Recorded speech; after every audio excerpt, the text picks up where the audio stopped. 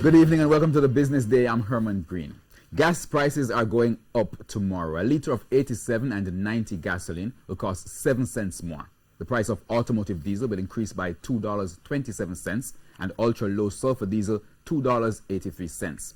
$1.57 will be added to the price for kerosene. Propane will cost 93 cents more and butane 88 cents more. In currency trading, the day ended with the US dollar selling for $137.87. The Canadian dollar now sells for $105.10. The pound closed the day at $170.11, while the euro is now going for $152.69.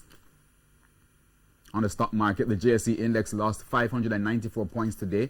The junior market index declined by 72 points. Among today's winners were Blue Power Group, Jamaican Teas, JMMB Group 7.5% shares, Jamaica Stock Exchange, and Cargo Handlers.